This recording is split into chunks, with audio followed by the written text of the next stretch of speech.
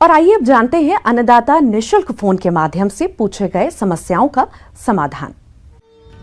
अन्नदाता निशुल्क फोन संपर्क सेवा के माध्यम से पूछे गए प्रश्नों में से आज हमने जिस प्रश्न को कार्यक्रम में शामिल किया है उसे पूछा है अनगढ़ा जिला रांची के कृषक केशव महतो ने। ये गिनी फाउल पक्षियों के पालन के बारे में जानकारी चाहते हैं। तो केशव महतो जी, आपकी जानकारी के लिए प्रस्तुत है कार्यक्रम का ये अंश।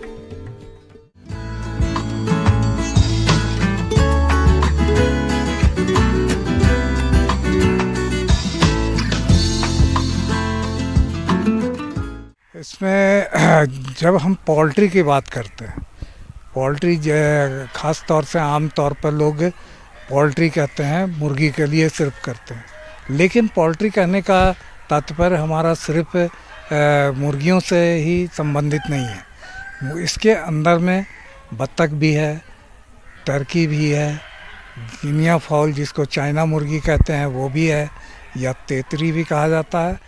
गिनी फाउल का पालन कम पूंजी वाले किसान बड़े आराम से कर सकते हैं, लेकिन आसपास अच्छी जगह होनी चाहिए जहां ये पक्षी घूम फिर सके और बाहरी चीजें खा सके।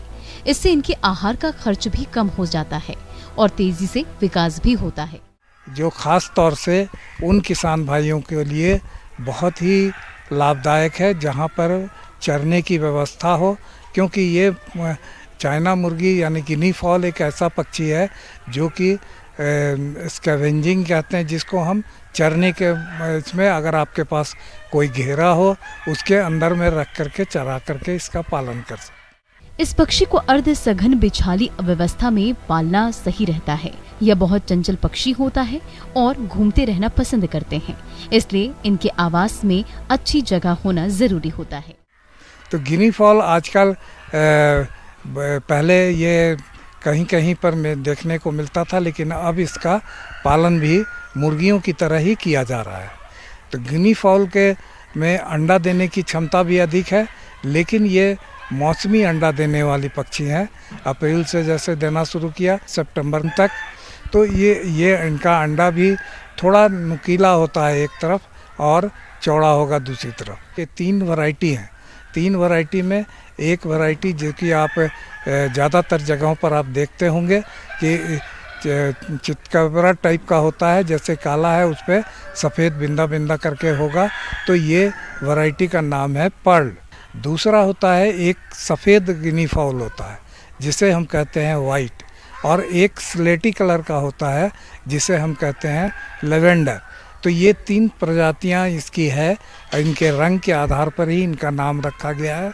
और इसका पालन के लिए आप जिस तरह से मुर्गी पालन कर रहे हैं, अगर आप के पास व्यवस्था चराने की नहीं हो तो आप इसके मुर्गियों की तरह भी पालन कर सकते हैं, लेकिन इसको बिल्कुल बंद करके मत रखिए।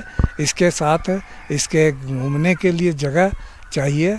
इसमें इनका बढ़वारी भी अच्छा होता है, अंडा उत्पादन भी ज़्यादा अच्छा होगा। ये देखिए, इसके लिए अगर इन्हें चूज़ों की प्राप्ति के लिए गिनी फाउल का फार्म और कहीं पे तो इस तरह का फार्म है नहीं। आपको इज्जत नगर बरेली में केंद्रीय पक्षी अनुसंधान केंद्र है, वहाँ पर आपको संपर्क स्थापित करेंगे तो गिनी फाउल का चूजा या अंडा वहाँ से प्राप्त किया जा सकता है। झारखंड में अगर आप नया स्थापित करना चाहते हैं तो आप रांची पशु चिकित्सा महाविद्यालय से संपर्क स्थापित कर सकते हैं और वहाँ से प्राप्त करके अगर आप उसे हैचिंग कराना चाहते हैं तो कहीं भी आप हैचिंग करा सकते हैं। ये इनका चूजों का हैचिंग 28 दिन में होता है, और या चूजे लाना चाहते हैं तो वहाँ से आपको चूजा या अंडा दोनों ही उपलब्ध हो जाएगा।